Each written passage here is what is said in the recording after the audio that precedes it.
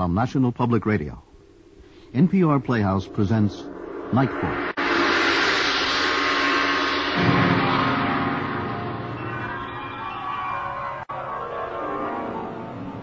In the dream, you are falling, lost in the listening distance, as dark locks in.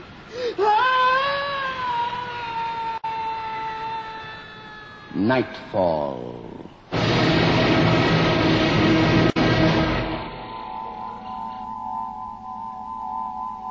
Good evening. Tonight, we have a special holiday treat for listeners who really like to settle into a show. It's a kind of box lunch, based on the Victorian short story by Sir Walter Besant and James Rice, and dramatized for this series by John Gavin Douglas. It's called The Appetite of Mr. Lucraft. You wonder, yes, I see you wonder at me, in the midst of all this holiday cheer and plenty, why I eat and drink so little. Oh, yes, a host of men have killed themselves with gluttony, but to be eaten almost to death by the ravenous feeding of another. You'd think, would you not, that I'd been amongst the cannibals?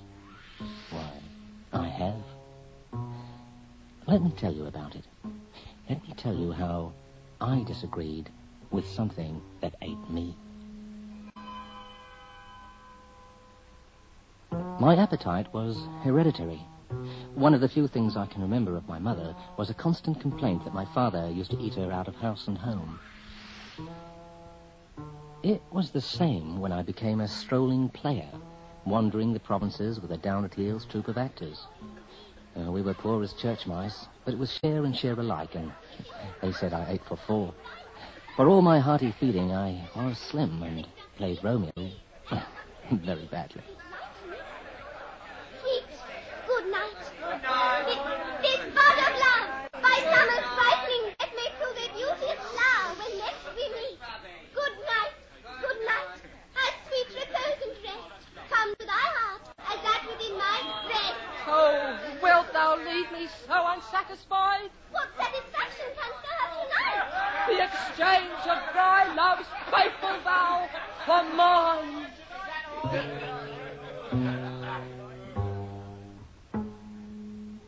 And this was only the truth. For I loved and was loved by Juliet Cairns, named long ago for Shakespeare's Juliet by her father, the theatre's owner. We dared not show our attachment for very fear of Mr. Cairns' anger. But one night, Shakespeare betrayed us. Carried away by our passion, Juliet and I forgot to act. The audience, entranced, seemed not to breathe. It is my soul that calls upon my name. How silver sweet sound lovers' tongues by night, like softest music to attending ears. Romeo, My dear, at what o'clock tomorrow shall I send to thee? by the hour of 9. I will not fail. 'Tis 20 years till then. Good night. Good night. Parting is such sweet sorrow that I shall say good night till it be morrow.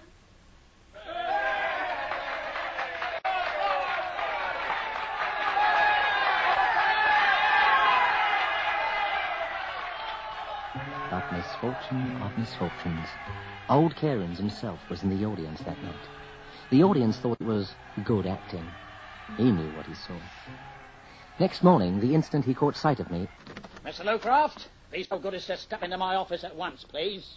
Mr. Cairns, sir, I'm very sorry about last night. Truly I am. Now, look here, Lucraft, you're a good young fella and a likely actor. But I can't have you spoiling my Juliet for the stage, so I'm going to put her up without you. But, sir... You get away from here to London and find yourself another engagement. Mr. Cairns, I love Juliet. That, Mr. Lucraft, is the problem. You needn't say goodbye to her, by the way, because I've had it out with her this morning. Tough job it was, too. She and I, but... My boy, when Juliet is married, or you get rich or something, why, you see, we shall all be glad to have you back. They all say that there's no work in London. I'll starve. Oh. Yeah, well, here.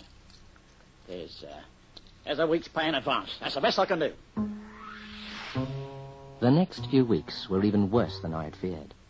There was no work in the provinces, and in the theatres of London, not even an extra.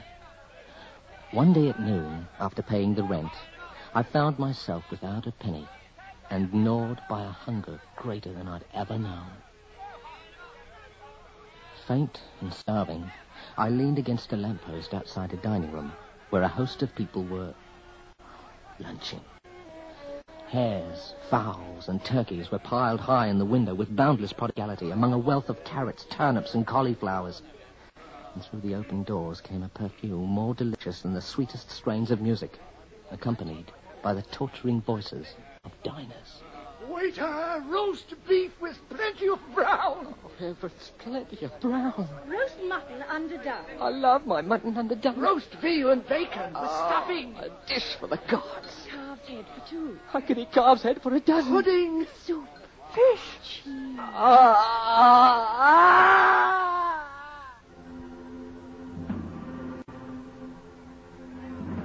At that moment, as I was nearly fainting, there came down the street a monstrous old man, bearing before him like the Lord Mayor, a gross and swollen abdomen, walking very slowly as if the exertion might kill him, and leaning upon a thick cane. He had white hair, white whiskers, and a purple face. Indeed, he might have resembled St. Nicholas, except for his eyes, flushed with red veins that gave him a wolfish expression. Young man, you look ill. Have you been drinking? No, sir. I'm only hungry. Oh, so hungry. Here's a pretty fellow for you. Hungry? The most enviable position a man can be in, and he dares to complain at his luck. Complain? What are the lower classes coming to next, I wonder? This London is a gigantic caravan, full of the most splendid things which it only wants an appetite to eat, and he's got that, and he laments. What is the use if you have no money? Is yours a small appetite as a rule, or is it a large one? Large. Huge. Born with it. It's very awkward just now. Young man, come with me now at once. But Don't sir... talk. Let me interfere with the further growth of your appetite. Walk slowly and keep your mouth shut.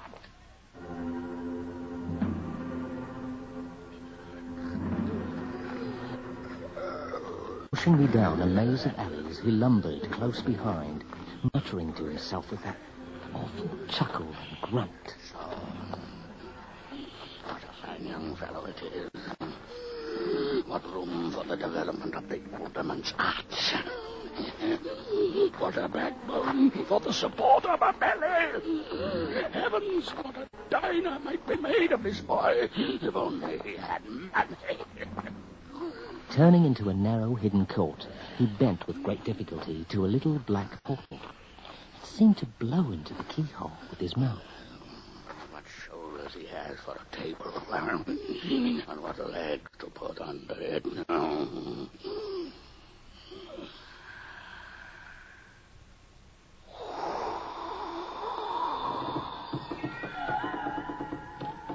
And the door opened.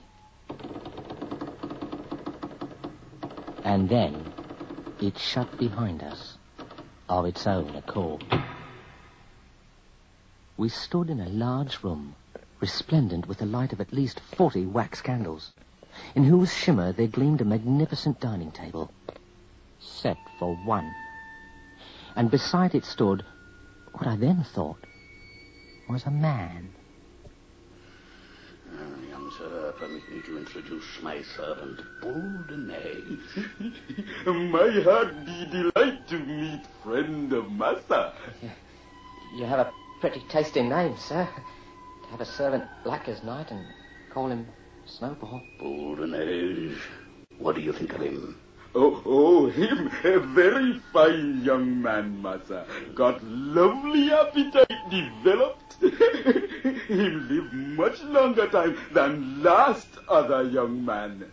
How much do you think you eat tonight? We will try him with a late luncheon first, Bolognese, and then pronounce on his performance. Young men do not always come up to their profession. What time here, Massa? Dine himself? I don't know. Perhaps not till 9 o'clock. Perhaps not then. Vanish, Bolognese, and serve!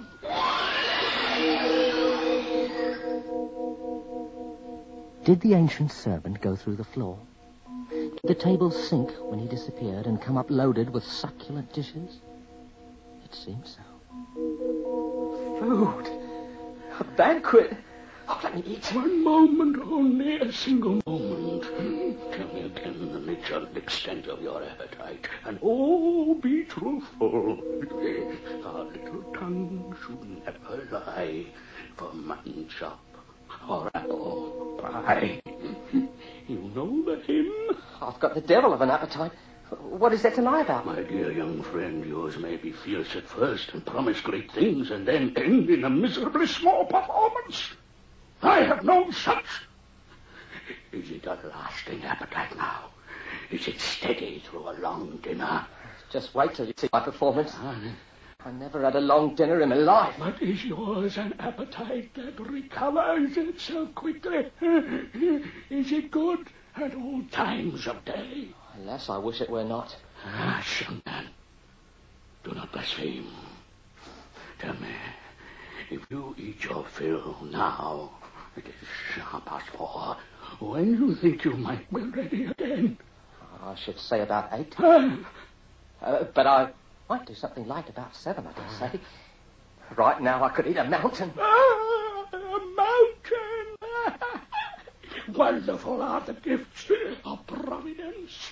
My dear young friend, I am very thankful, deeply thankful that I met you. Sit down and let me take the covers off for you. I long to see you eat.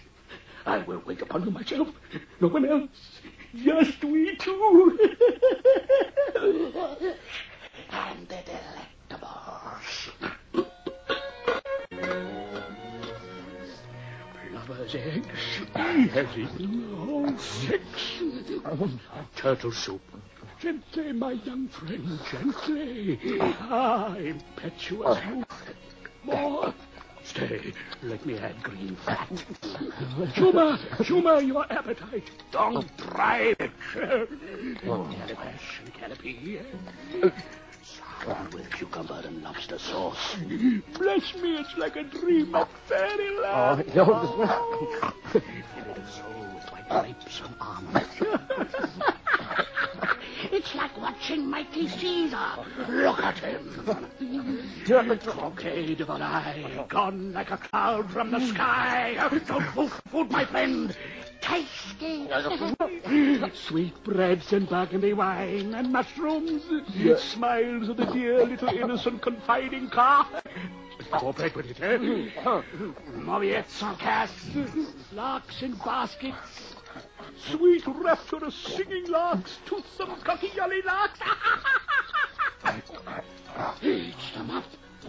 Bones and all. My dear sir, and drink something. Here, a champagne, hock and soda. Have a dark sherry. It's a made-up wine, even the better of it. Come, a little champagne. I generally take drunk beer, sir, but if you please, a little fizz would be acceptable. Now, my dear lord, my palace of Troy. Here is a saddle of mutton with potatoes, cauliflower au gratin, buttered eggplant, and garum jelly. Oh, champagne. It's worth sums of money to see him. Curry chicken with salad rice and chestnuts. Stuffed quail. Nightfall brochette. He takes all 3. My Alexander. My Goliath of Cats. Plenty of rice, my Napoleon. Here's more. Much more. Now, Apricot jelly and cabinet pudding. Cheese brie. Yes, sir. Got a port with the cheese. Oh, king of Bashan. Last of all, strong bread coffee and a teeny tiny glass of liquor.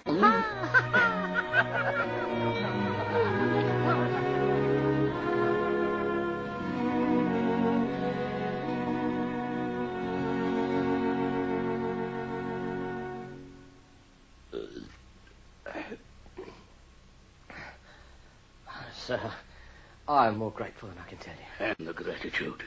Tell me, do you feel any sense of repletion? Is the blood mounting to your head? Quite free from giddiness? No thickness in the speech? Why, no, sir. I am, as you see, an ostrich. An ostrich, you say? Oh, no. It's providential, my finding you. Our blessings truly come when we least expect them. Come, to business. Business? Are you perhaps offering me a clerkship in your office, sir? No, listen to me. You have no money. In a few hours you will be hungry again. You will feel great pain and suffering greater than is felt by men less largely endowed with a supreme blessing. Appetite. Oh, it is a great trouble to be so when I am hard up. Why, there, we are agreed already. Let us have no more beating about the bush, young man. I will rid you of this nuisance. I will buy your appetite off you. I beg your pardon? A strange offer, I know, but nothing easier. Read this. I, Luke Lucraft, being of sound mind. How did you know my name? Touch man in your detail. Read on. Do voluntarily and of my own free will and accord agree and promise to resign my appetite entirely and altogether for the use of Ebenezer Grumbelow from the day and hour of execution of this deed. In return whereof I agree to a monthly allowance of £30. Well, what do you say? I think I should like some time to reflect. Reflect? Mr. Grumbelow. What the devil does the boy want to reflect about? Has he got a penny, a friend, or a chance in the whole world? Now or never. Answer. Well, I accept your offer. Why, there's my brave boy. Boldness! You very lucky man, young master. Thank you, my dear sir. There's no ink. You cut me. Only tiny prickle, master. Just little drops of blood on pen. So. We have no ink handy, dear boy. To sign in blood is a mere form, the nearest form. That's it. Done. Done. Boldness. Dinner at 7. I feel myself getting hungry already. Oh, blessed day. A huge dinner, Boldness, with curacao punch. Why, Massa Grumbelow, I think young Massa gonna swoon. Just like the lady in a play.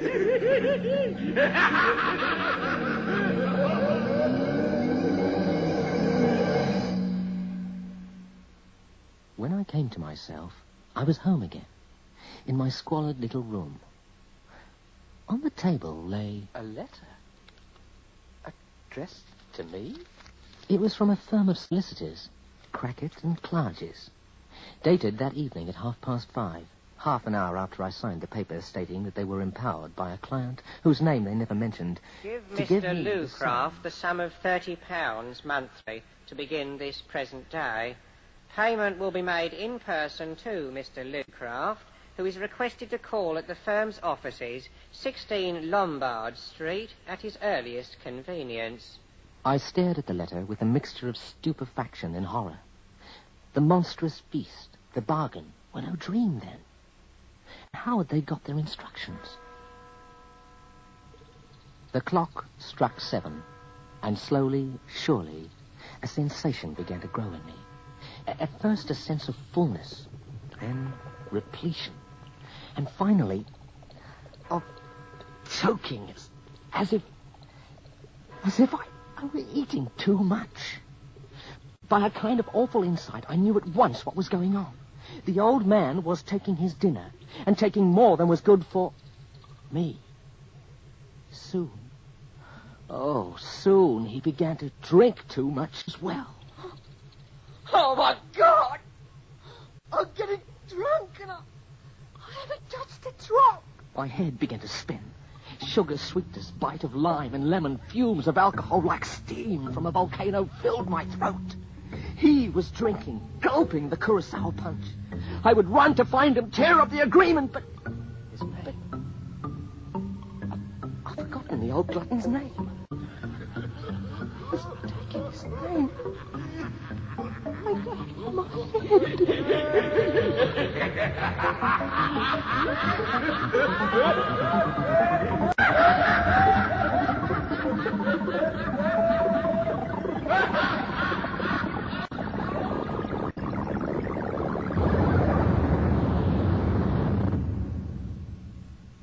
Next morning, I woke with my head splitting and my stomach in flames. I hated the sight, the smell, the very taste of food. Forcing down a tiny morsel of breakfast, I went with heavy heart to the solicitor's to receive my blood price. Oh, Mr. Lucraft, I thought you would soon come round to us after the letter. Here, sign that. You haven't been long. None of them are. May I ask, sir, if you know... I'm not allowed to answer any questions you may put, Mr. Lucraft, nor to ask you any. So take your money, and good morning to you. But I have to know... I suppose, like the rest of them, you don't know the name of your benefactor, and would like to. Yes. But you needn't ask me. Before you say it, I've orders not to admit you to see either Mr. Clarges or Mr. Crackit.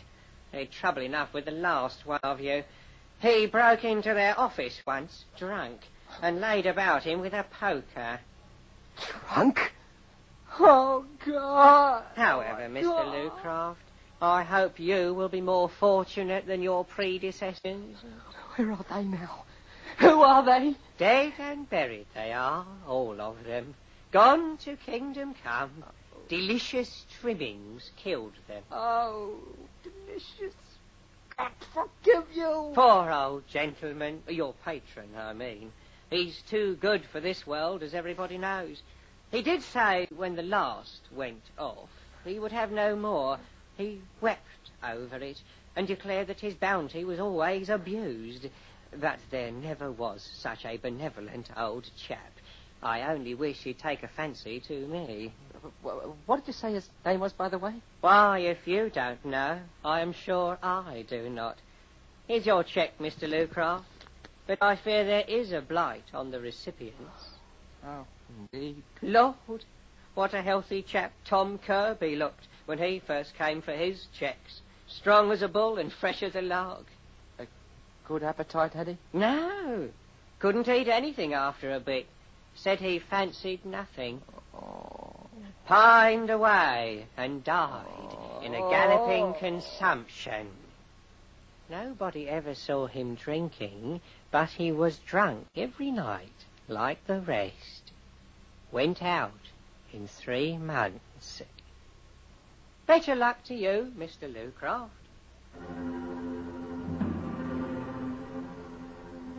From that moment on, I lived in hell. Every day at 1:30, the grossness of his heavy feeding weighed me down. But at least at midday he drank. At night, it was pure horror. His dinner began at 7. At 8, I was gorged and choking. At 9, I was drunk. One morning, I woke up in a police cell with no idea how I'd got there. And on the next, I lost my lodgings. I thought you was a quiet and a sober young man. Never will I trust your good looks again. Me and the lodgers kept awake till 2 in the morning with you singing and dancing, let alone banging on the floor with the chairs. Mrs. Grogan, I Not swear an to you... hour after your week's up. Not if you was to pray on your knees shall you stay.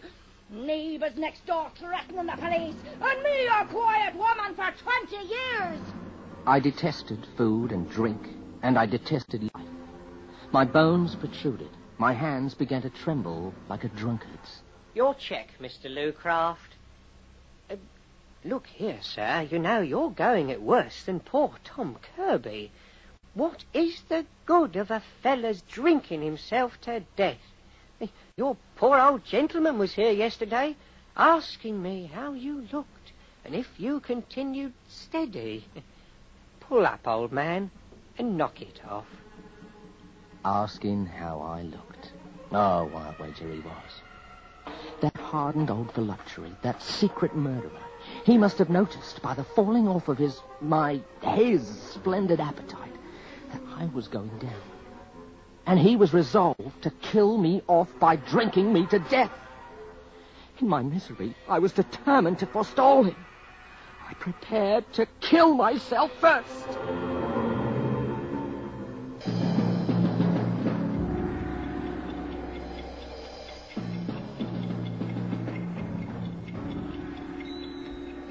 But the next evening at 7, as I sat in my lonely room, awaiting yet another drunken bout, suddenly... God, what is it? I've never felt like this before. It's gone. Where's the choking feeling?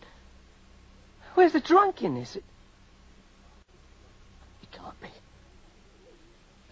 It can't be that I'm free.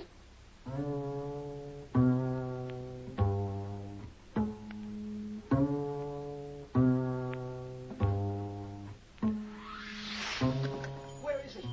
Where's that damn clerk? Let me see him. Moderate your language, Mr. Lucraft. This is a solemn moment. It is my melancholy duty to inform you that your patron is dead. I knew it. I knew it. I've been a free man since last night. Look at me. I'm cold sober. On such a sad occasion, I should certainly hope so, Mr. Lucraft. I have the honour to present our senior partner, Mr. Crackett. Mr. Lucraft, my deepest sympathies. The poor old gentleman is gone at last. Apoplexy. I know. I didn't understand it at the time, but I felt him. I felt him depart last night. A most affecting sympathy. If you will examine this deed, Mr. Lucraft, you will find that Mr. Grumbelow is as generous to you in death as in life, sir. Grumbelow. That's the name. Grumbelow. Why generous? He has left you £500 in his will, Mr. Lucraft. Look. 500. What for? What is he up to now? An ungrateful turn of phrase, young man.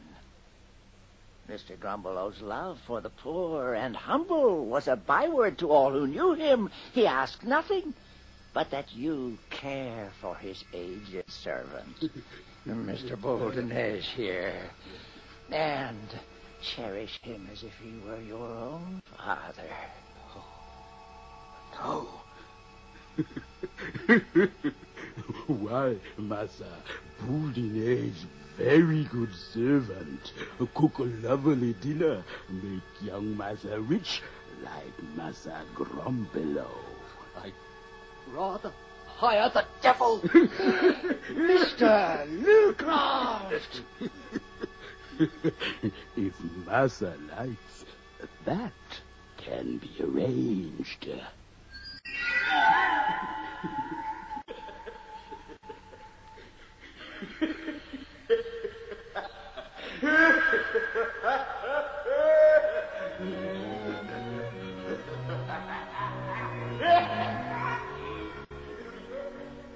I fled that dreadful presence forever. But I had saved a good deal of my monthly payments from the old monster. And my old master, Mr. Cairns, welcomed me back with open arms. And so did his daughter Juliet. I've been a happy man ever since. Except for a certain distaste for the groaning tables of Christmas, as you see. A month after our marriage, I told my darling Juliet the whole story. She asked if I took her for a fool. All the same, she has never allowed me the key of the spirit's case.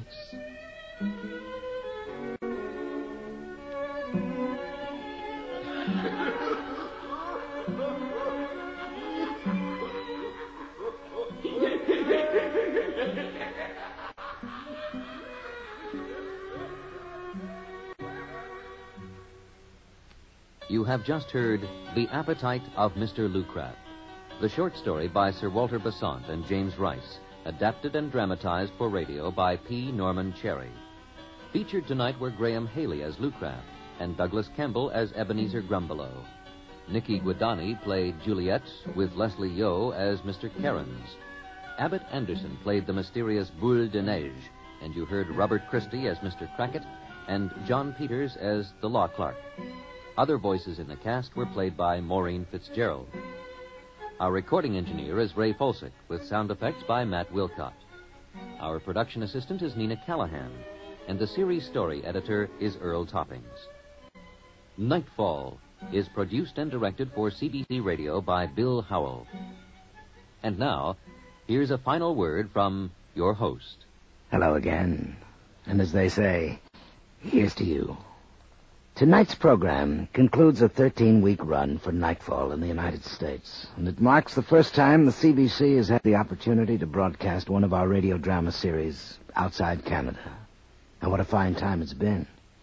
Week after week, we've been inflicting ourselves upon you. And amazingly, you've kept coming back for more. Now, this must mean either that you're crazier than you think you are, or that we have more to share together than anybody could possibly imagine. At any rate, the people on the Nightfall unit have asked me to thank you for listening and for writing, and to wish you all the very best of season's greetings. And finally, to remind you, no matter what happens in the coming year, be careful of the edge.